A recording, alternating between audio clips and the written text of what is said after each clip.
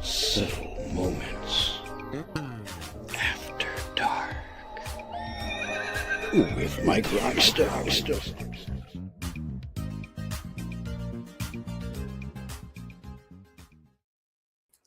Yeah, hey there, Mike Rockstone. This is Subtle Moments After Dark. Um, let's see, here we go. Oh yeah, there's that's better. Hey, welcome to the stream. It's live.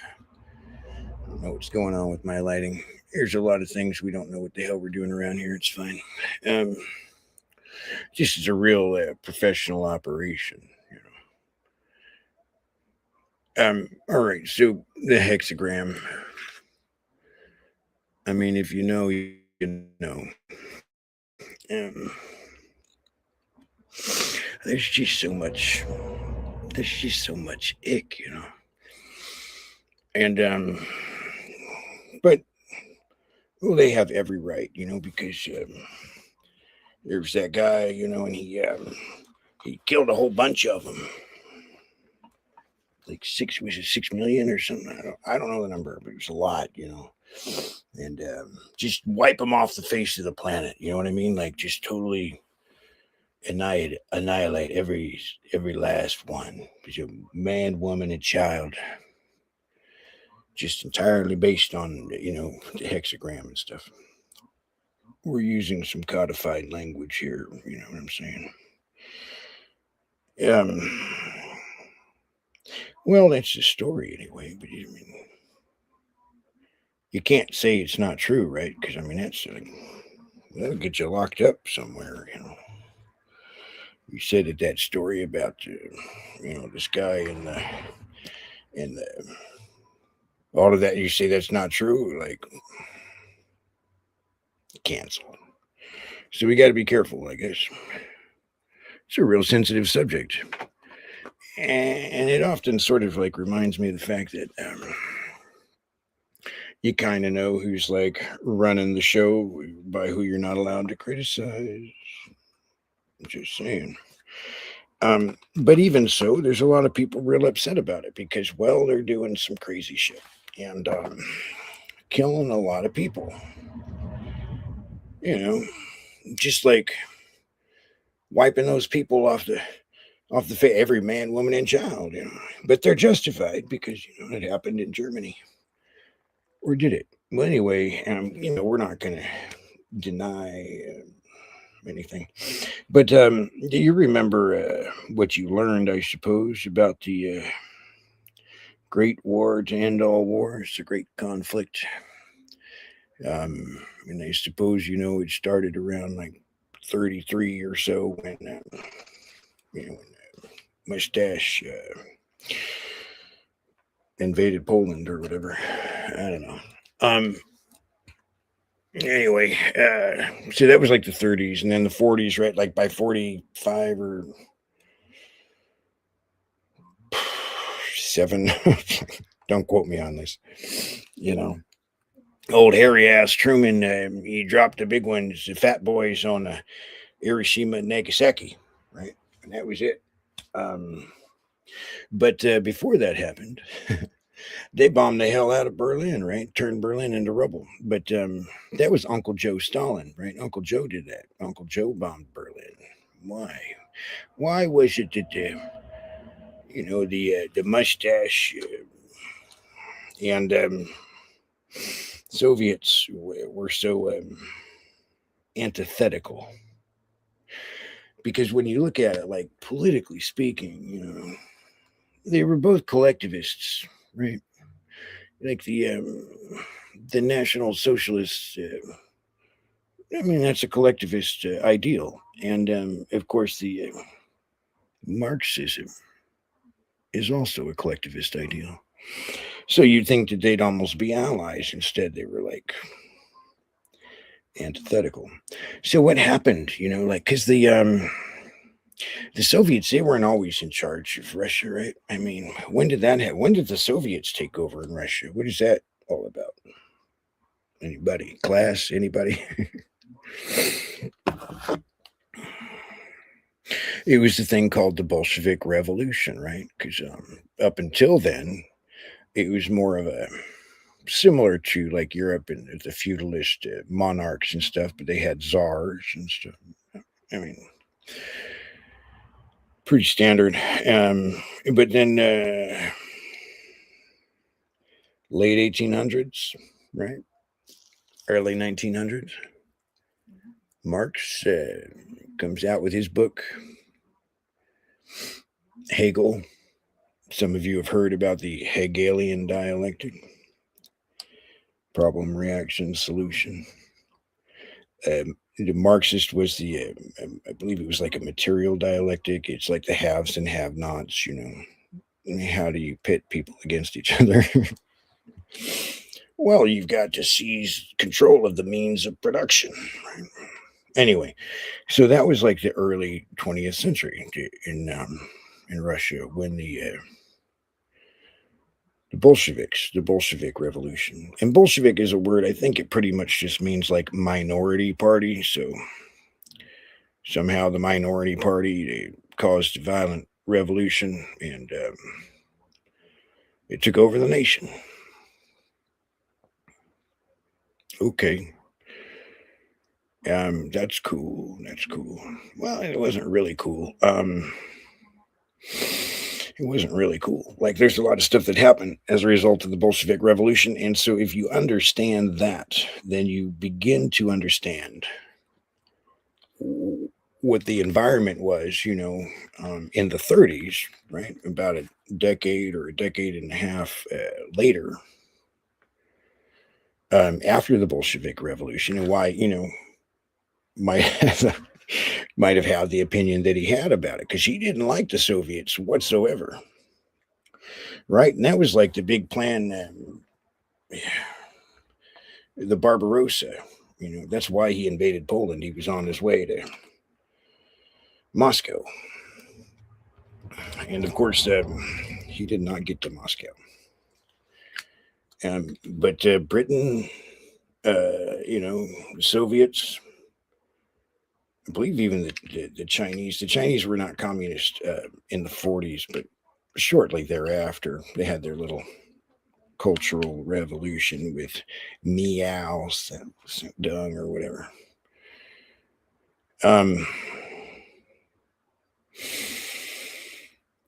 Why does this matter? What does this have to do with the hexagram, Mike? So we were talking about it was fact checked. Well, all right. Give me a second here, just collect my thoughts. All right. Well, so there's this fella. Maybe you know him, maybe you don't. I'd recommend you check him out because been around for a long time. He's got a good track record, and he's just a lovable old codger. I hope one day that I might be just love as affable of a codger as Max Egan.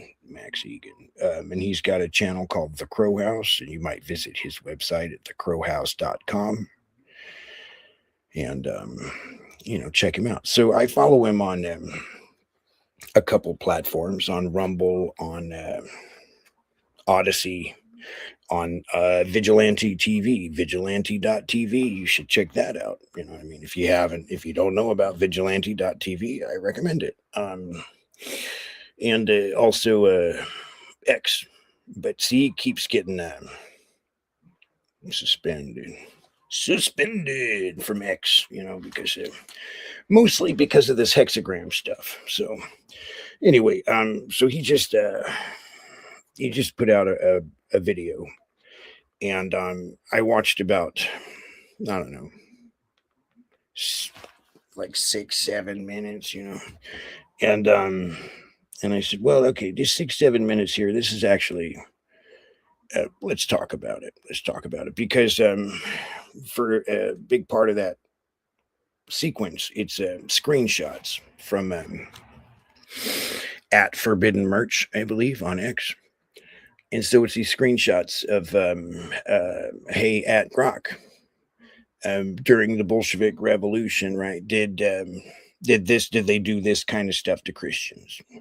Grok said, "Yep, they definitely did that. Did they burn the genitals off of men and women? Yes, they did. Did they stick hot coals up their butt? Yes, they did. Did they put their hands into boiling water so they could like peel off like gloves? Yeah, they did that. Did they impale them from the rectum to the neck? Yep, they did that. Yeah,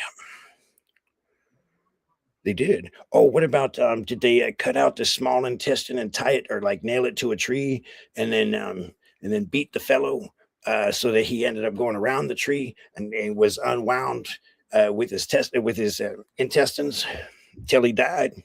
Did they do that? Yep, yep. Grok says, yep, it happened. Those Bolsheviks, man, that's brutal. That's pretty. I mean, just to even conceive of it, you know. And then Grok says that. It was primarily the clergy. It was Christians. Well, we're told that the commies are atheist. Atheist. Well, that means without theism. That means they have no theism. You show me an atheist, and I'll show you a hypocrite. No, I'm kidding. But I mean, come on. Everybody's got a little theism somewhere, right? You got to believe in something. And it turns out that they're not atheists. They're just they're anti-Christian. I mean, they don't like Jesus. Um, why is that? Why is that? Well, there's this part in the New Testament about Jesus.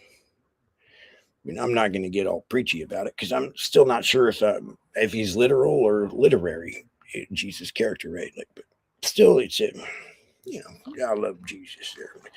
It's a very Roman Catholic tattoo, but that's the whole point. He's at a certain point in the story, right? Like they arrest that fella, and they do some pretty. Oh, hey Grok, did during the Bolshevik Revolution, did they make barbed wire crowns and like smash barbed wire crowns on people's heads just to did they do mocking crucifixions to like mock Jesus? Did they crucify the clergy? Yeah, they did all that. Okay. A religious persecution. So yeah, that's what they did to Jesus, right? Who did that to Jesus in the story, right? I mean, well, it was the Romans. Obviously, it was a Roman execution. It was a Roman cross. I mean, okay, yeah, Pilate, right? Pilate, but he washed his hand. Pilate washed his hands of it. He said, "Well, go ahead then, if that's what y'all want to do." Right? He tried to stop it. So Pilate wasn't really. The Romans weren't really invested in nailing this guy to the cross, but somebody was. Ah. So what's the connection, right? What's the connection? How do we connect these dots? So it probably has to do with the star of your god Remphan. I would say so. Now there's no connection between the star of your god Remphan and the six-pointed star of the hexagram, right? On a certain flag at a certain nation in a certain part of the world. There's no connection because Remphan was like associated with Moloch and child sacrifice and all sorts of like horrible like devil shit. So there's no association between those. They just happen to share the same symbol, except that it's brought up in the book of Amos, which is a minor prophet, and it's not because he was under 18.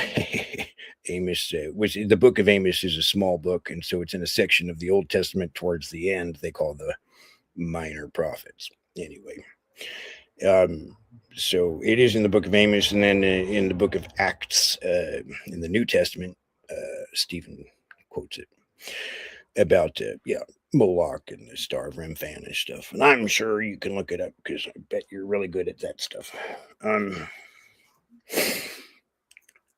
So it was a criticism, it was a criticism of a certain group of people who might have named themselves after a name of Jacob. Struggles with God, right? Who's wrestling with God? Well, Jacob and stuff. So these this group of people, they took that six-pointed star. It, they were accused of doing all that Remfan Moloch stuff, but there's no connection.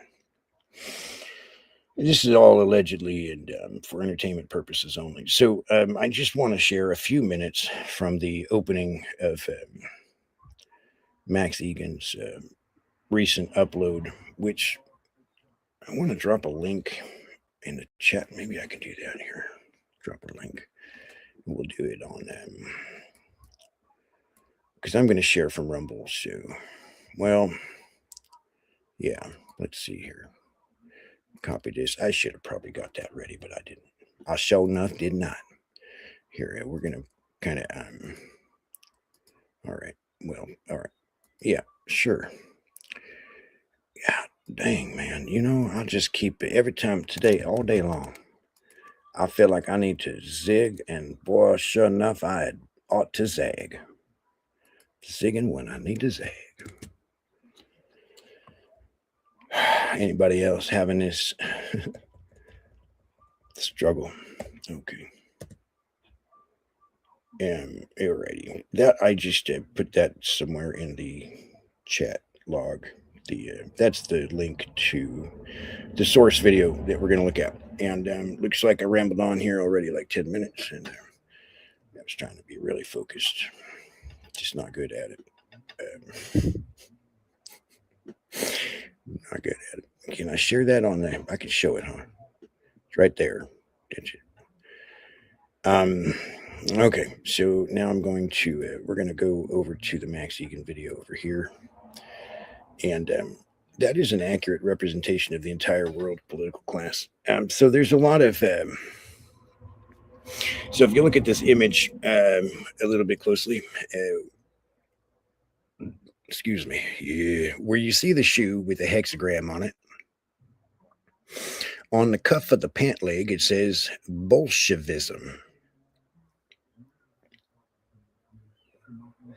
Any idea why Bolshevism would be associated with the hexagram?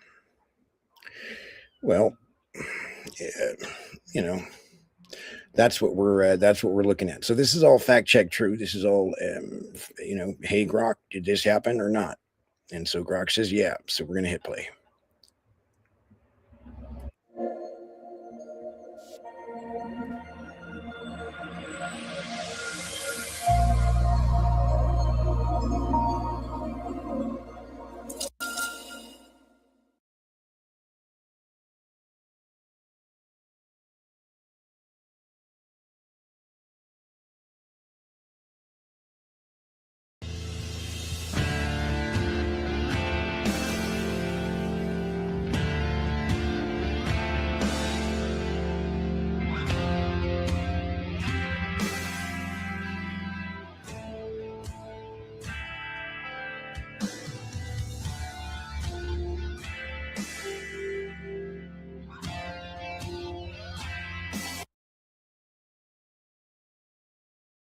Trying to get this. It's the StreamYard. I just am not good at this like I thought it was.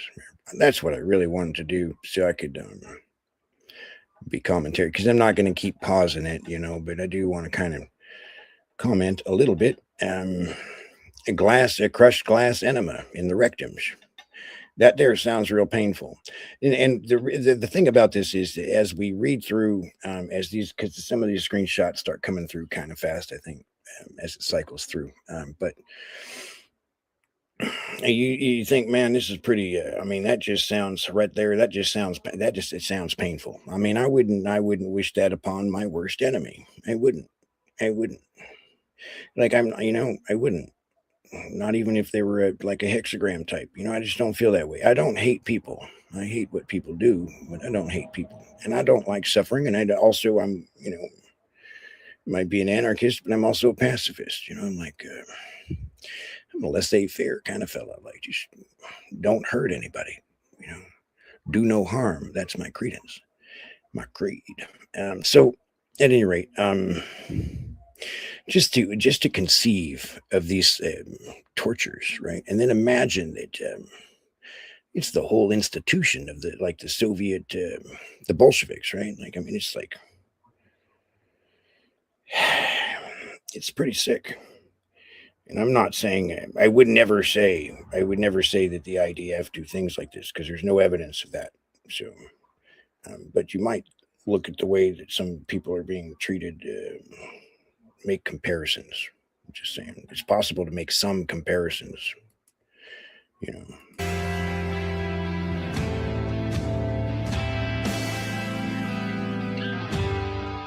crush the heads with a leather strap. Can you imagine that? They put a strap around your skull and tighten it, roll around in a barrel studded with nails. Cut out the tongues. Yeah, put their hands in boiling water. Yeah, until they came off with skin gloves. That's disgusting. Yeah, turn them into ice statues there. I put the hot iron rods in the rectum. Rape. Yeah, lots of rape. Behead by hand. They didn't necessarily pour the water in the mouth, but they definitely boiled them. Yep, the barbed wire crowns. There you go, like Jesus. The breasts of Christian women.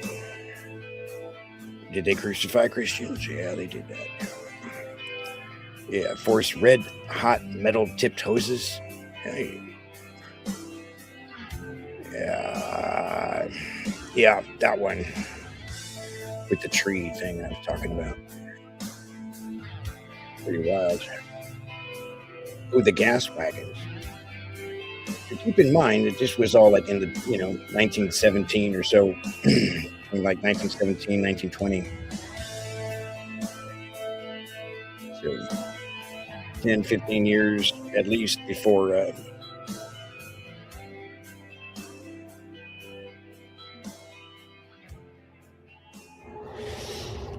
The old disembowelment. And who were the Bolsheviks? Uh-oh. Oh, that's important. Here, let me just pause that for a second. This is important because I was always told, like, I mean, yeah, I'm an old man.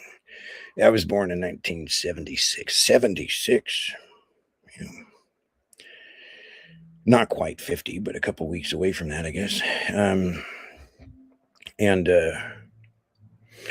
so I grew up in the Cold War, like right in the 80s and stuff, and so we were always taught that the communists were atheists. They didn't have any theism. There was no theism. Nope, no theism here. Well, that's strange, isn't it? Because it kind of looks like there was some theism, doesn't it? Why did they tell us there was no theism? Oh, we were allied with the Soviets, right? I mean, they're the ones that bombed Berlin. We were allied with the Soviets. So the Soviets looked like they had some theism. Looked like it might have been some kind of hexagram style theism. And you see what they did to Christians. The point here is not just I'm not just trying to, again, I don't have any malice in my heart toward anybody, but it's about connecting the dots of history and understanding our current situation, because if that's the kind of thing that they did to Christians, like it was really targeted towards the clergy and like they really took down the churches, the Christian churches, because it's all Russia was primarily Orthodox Christianity. And so if this is the sort of thing that they did, I mean, to the point of like a mocking crucifixion of people, did barbed wire crowns and stuff like that to say, oh, well, where's your savior now, huh? you know, Christian. If this is what Hexagram will do to the Christian back then, do you think anything's really changed? See, because there's a lot of like Christian preachers that they'll tell you it's your. I mean, Ted Cruz is on record as saying like he did that with Tucker Carlson, right? He was like, "Oh well, if you don't support the hexagram, well then I mean you're going to hell. No Christian should ever not support the hexagram. That ain't biblical, son. It just ain't. It just ain't. It just ain't." You know what it says though. It does say in John 3:16 that if you believe, it says you got to believe. Just believe in Jesus. Amen. Hallelujah. That's all it says. It doesn't say, "Oh, don't you criticize the hexagram." I mean, it seemed like Jesus criticized the hexagram, and that's what they nailed him to the cross for. Anyway, yeah, I believe, and don't quote me on this, but if you go looking for it, you just might find some story in the Talmud about where Jesus is now. And according to the Talmud, I believe that he's in hell. You know, he's like being boiled in a vat of excrement or something. And just confessing how now the hexagram is really the chosen people. He was wrong. I believe that's in there somewhere. Okay, so I just wanted to pause this because in my whole life, you know, the Soviets are atheists, no theism, none. Well, it turns out that I mean Trotsky, come on, like Trotsky's a hexagram, you know. They're all hexagrams. And so they persecuted Christianity. Just think about that. Because I don't think they're our greatest ally, you know, is kind of the point here. All right, this is going to go into like a section about there's some clips of some hexagram types talking, and we'll let that play, and then it might be another 2 minutes, and then I'll, yeah, alrighty, okay.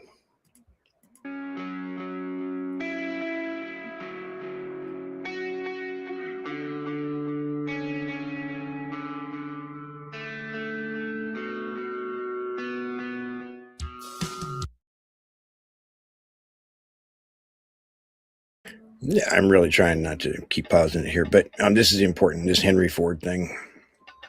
Who was Henry Ford? Anybody want to venture a guess? I'll give you a second.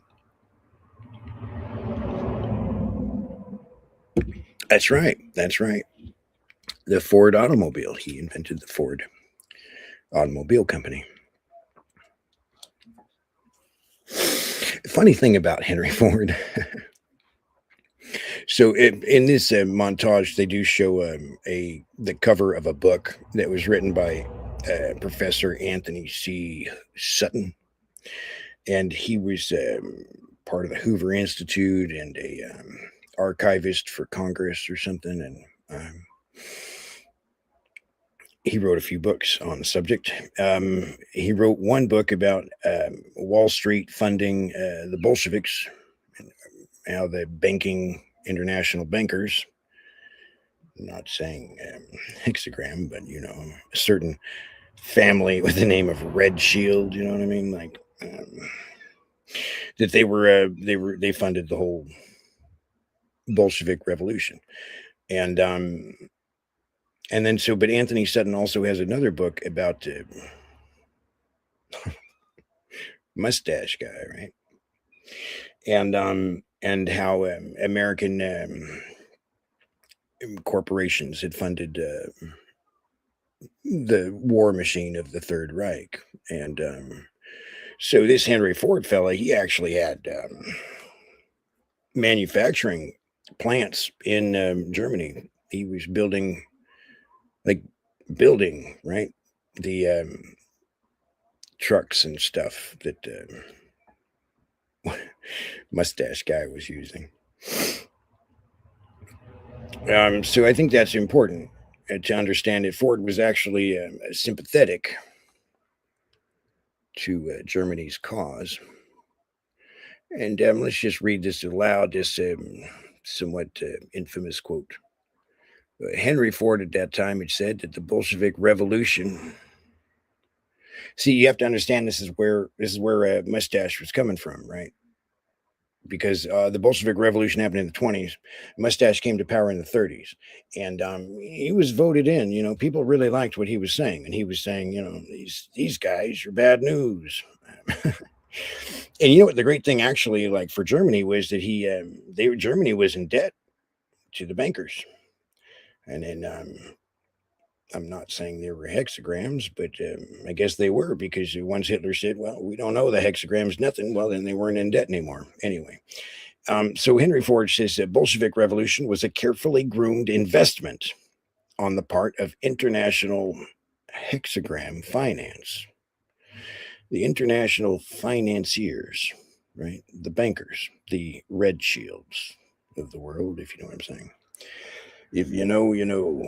The same forces would like to introduce it to the United States. Well, it's a good thing they never succeeded at that, huh? It's not like we're joining our military with them or anything. Oh, we are shit. Oh, we're fucked. Everybody's cooked, man. We're cooked. Okay. Um. So I'm not saying it would have been better, if things went one way or another. I'm just looking at the history that this is the history that we know, and we're trying to connect dots, and we just trying to understand where we are now in that context.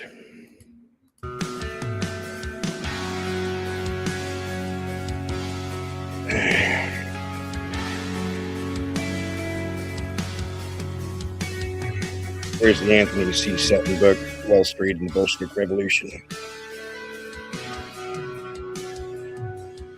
Yeah.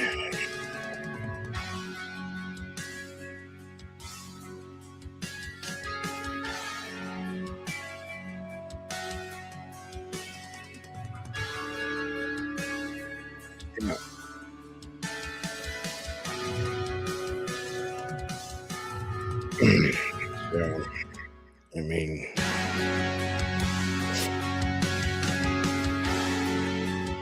you know who else was a frontman for the Red Shields? A certain Jeffrey. Oh, shit, hold on. Yeah, hold on there. Let me back that up just a second. Right there. That's see, this is important to understand because we didn't know. Nobody told us this, right? I mean, they told us one story. There's not really a lot of evidence for the story that they told us, to be honest. When you look into it, and they said it was kind of the other way around, right? Like they said it was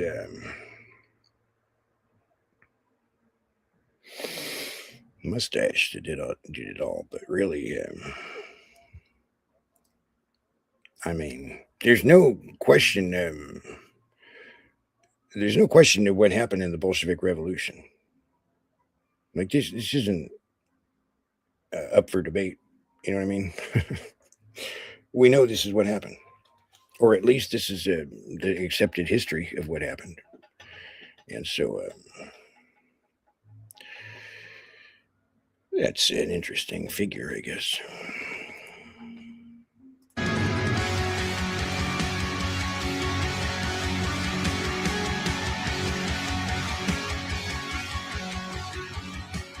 But, hold on, man. This, okay.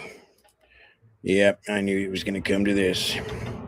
This is the worst part of it all because what you're looking at is a picture of a bunch of just normal folks trying to get along in the world. What you're looking at is Ukrainian families. And so this is referring to a really horrific occurrence that happened. And it's, hello to more. There's something about these communist types when they take power. They just love to starve their people to death. So it happened again with the Great Leap Forward, in China. I mean, Meow Zedong, he outdid Stalin. You know what I mean? Like Stalin was a beast. Stalin outdid Hitler. Like when you look at the numbers, right? Of like who killed the most people, it's like it's Meow. It's a Meow hands down. I don't know what these notifications keep popping up. It's annoying. So yeah, so Meow was he was the worst, but he did the same thing. These types always do the same thing, which is starving entire regions, right? Millions of people, millions of their own citizens. And can you imagine your own government doing that? I mean, it really is only government that's ever done that. It really is only government that's ever done that. And it wasn't a foreign government, right? It was the Chinese government did it to the Chinese people, and the Soviet government did it to the Ukrainian people, the Russian people of Ukraine. And so these are the children and the women and just normal folks could not eat. You know what happens when you can't eat? I mean, we intellectually know, but we don't really know till the food's gone. You might start hearing rumors of a food scarcity situation in our near future, right? Because there's a little situation going on in that Strait of Hormuz.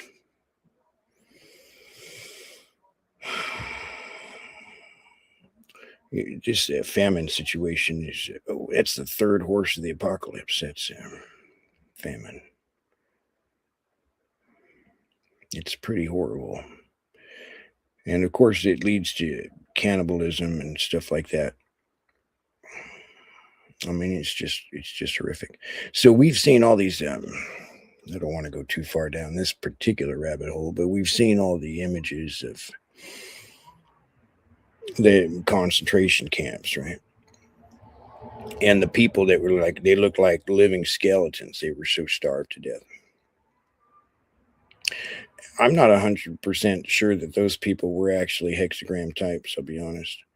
Um, on YouTube, there is a video of like concentration camp footage, and when I first saw it, I mean, I was just horrified. It's horrifying. It is horrifying.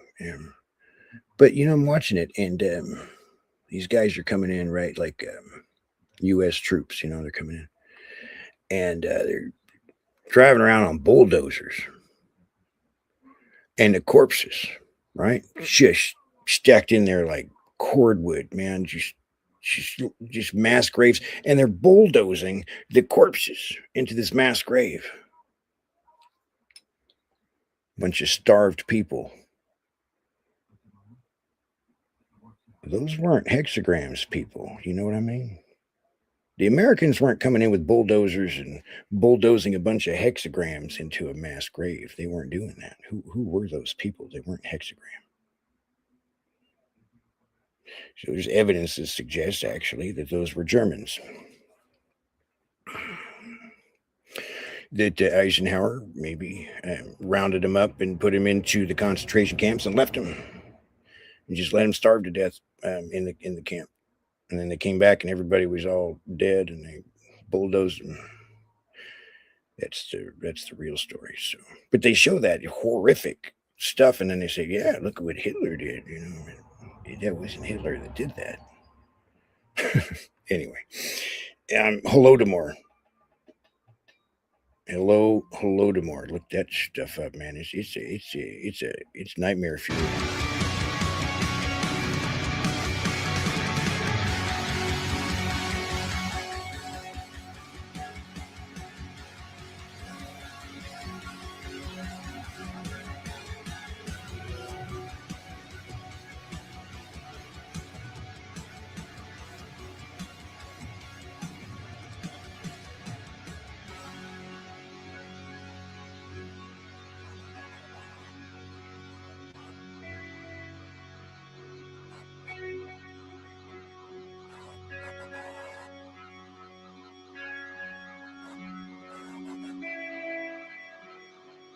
She is 3 years old, or she's an adult woman over 12 or 12 and a half.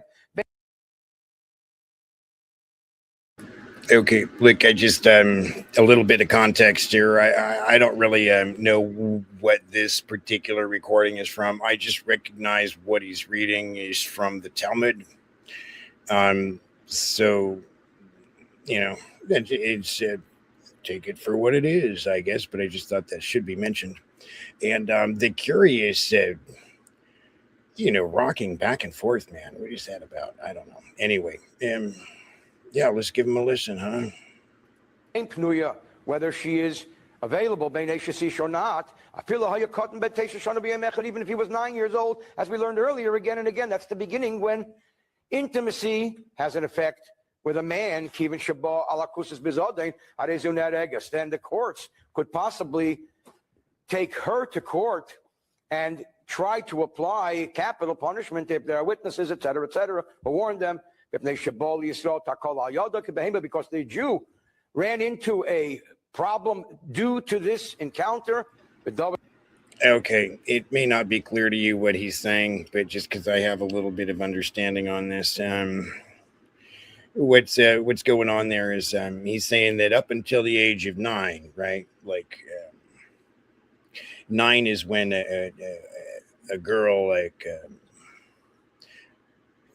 he talks about something of the intimacy. So you can in this book it says, in the Talmud it says, and of course this is not so anyway. All right, I'm just saying it's in the Talmud that that you can have intimate relations with a girl if she's under a certain age. You know what I mean? I think they say up to a year. I was at 3 years and a day. You can have sex with a girl, a baby, until she's 3 years and a day, because up until that time, virginity reappears like a tear from her eye or some shit. It's so weird. Okay, but then at 9 years old, if this 9-year-old girl seduces that hexagram fellow and he runs into trouble because of it, well, he can take her to court and have her, capital punishment, get her killed for causing him trouble. That 9-year-old seductress. This is specified in the Torah, as it says with the Midianites, that these girls were sent out by the Midianite leaders to entrap the Jewish young men. There is no mercy.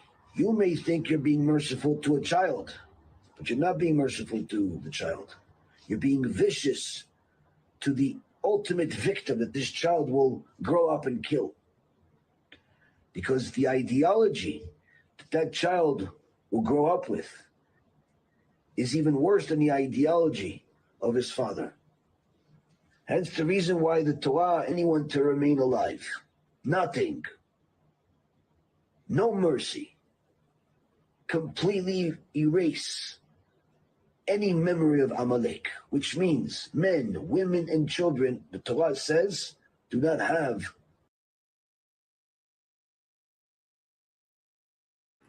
Man, I don't know if you got that. I think we're going to back it up here just a little bit because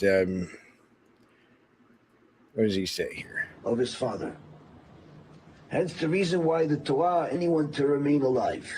Not to think you're being merciful to a child, but you're not being merciful to the child. You're being vicious to the ultimate victim that this child will grow up and kill.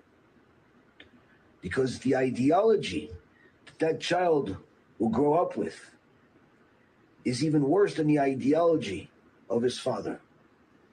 Hence the reason why the Torah, anyone to remain alive. Nothing. No mercy. Yeah, okay, that's what that's all about, right? So what he's saying there, of course, is it's not, you think you're being merciful because you let that little Palestinian girl live, but no, you're not, because she's going to grow up and or he, whatever, right? they're going to grow up and they're just going to hate the hexagram. And so ultimately, you think you're being merciful to the child, but you're being cruel to the hexagram because he's going to have to deal with the fact that this kid's going to grow up and continue hating him. Yeah. Okay. So what do you do then? Oh well, you just wipe them all out. You know, that's what you have to do. You just no mercy, right? Just take them all out. Well, that kind of sounds like that G word. You know what I mean? G aside word. Isn't that what that is? You just like taking out like the entire population, men, women, children, no mercy. Just isn't that what that is? Well, I guess if it's your religion, I mean, anyway. Completely erase any memory of Amalek, which means men, women, and children, the Torah says, do not have the right to exist.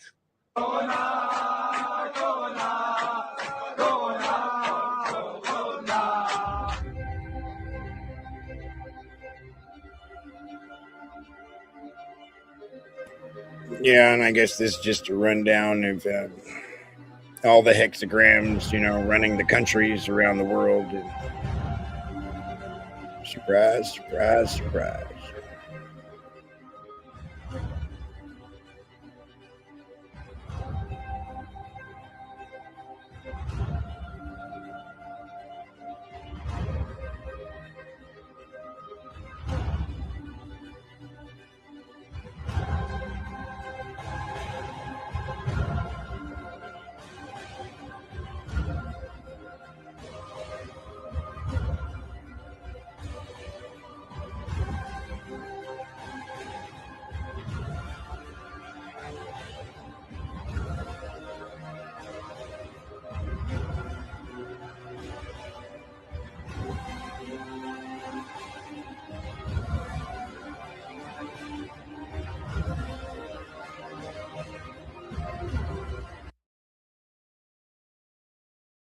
Whoa, whoa, whoa, whoa, whoa!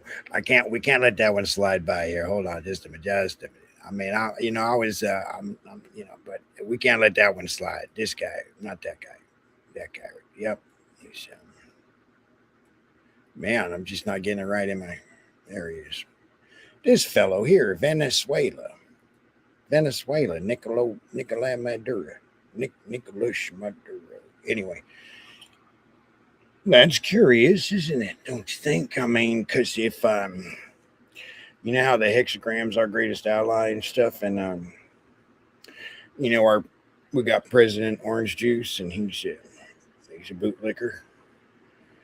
So I theorized at the time when they got this guy, they were like, yeah, we went in there and grabbed him. I theorized at the time he was being held hostage by the Cubans or something. Because right after they got this guy out, they punished Cuba. Maybe Cuba didn't have power for like a month or something. I think that this was an extraction. You know what I mean? Like they were going to prosecute Maduro. He was like he was like begging. He was begging the U.S. to come in there and grab him, and that's what happened. So anyway, I just thought that was curious because there's this whole story about how what a big hero President Orange Juice is for taking out this threat to the world, this threat to the Western Hemisphere, who just happened to be running a nation with a whole bunch of oil who was being controlled by the Cuban, the communistas, right? He was being controlled by the communistas.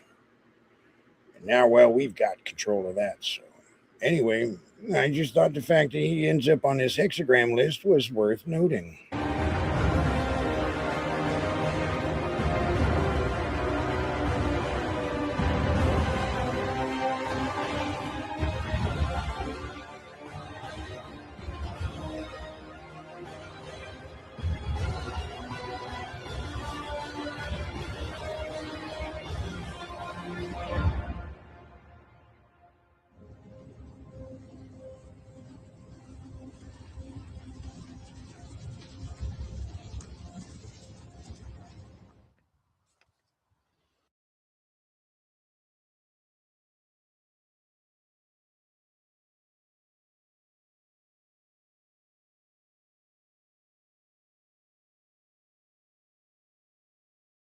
Yeah, anyway, that's Max Egan there. If you've never seen the old fella, I just love him. I love you, Max. I ain't ashamed to say it. You know what? That man's he's given everything, his whole life for this. You know? It's not just about the hexagrams. It's about it's about sovereignty. He's more of a spiritual guy. Like he really stuff that he talked about, like in the old days, was all about like spiritual stuff, sovereignty.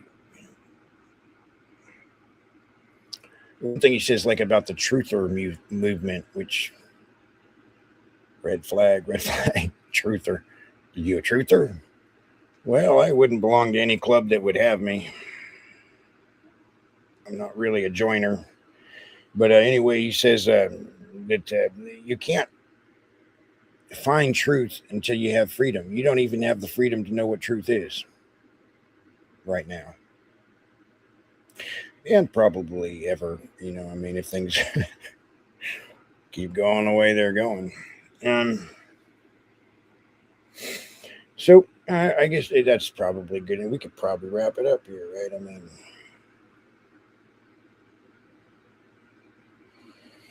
you have any thoughts or something you want to put into the comments and say, you know what, Mr. Rockstone, you sure brought up a whole lot of BS. None of it was true. Well, it was fact checked. So,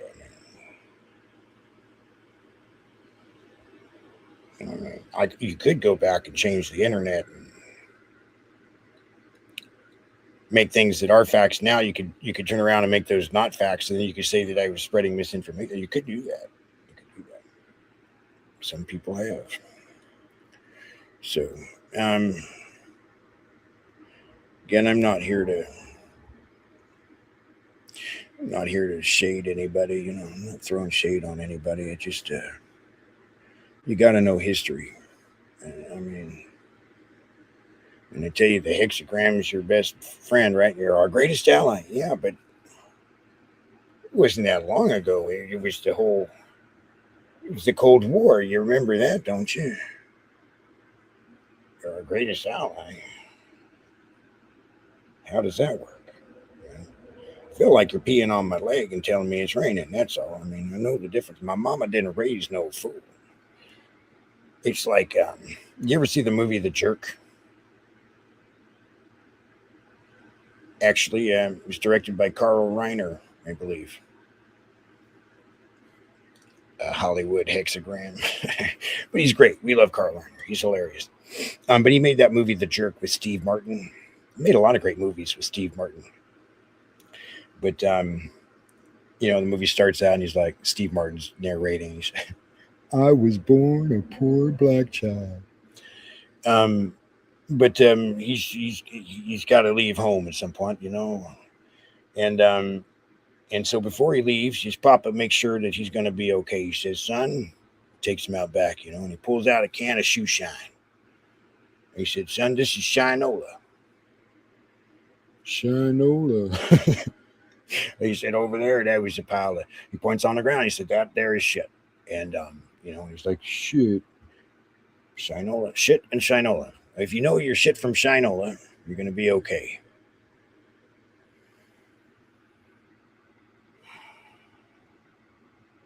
Well, that's where we're at, folks.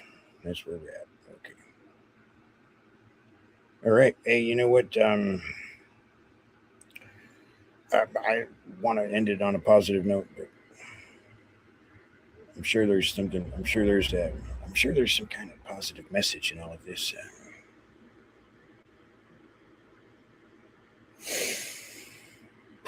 I don't. You know what? It'll come to me later, I'm sure. And then one last announcement here. Just one. This is kind of separate from the video content. Just a last announcement because I was going to do this Subtle Moments After Dark interviewing people thing, and I'm trying to set that up. And I mean, I had a couple guests lined up. It's turning out to be just a whole shit show. So, you know what? Fuck it. I think I think I'm just going to do this thing where I, sit around by myself and talk to nobody, and then that seems to work out okay. All right. Well, I guess the next time we do this, that'll be the next time. And until then, just rock on. Rock on.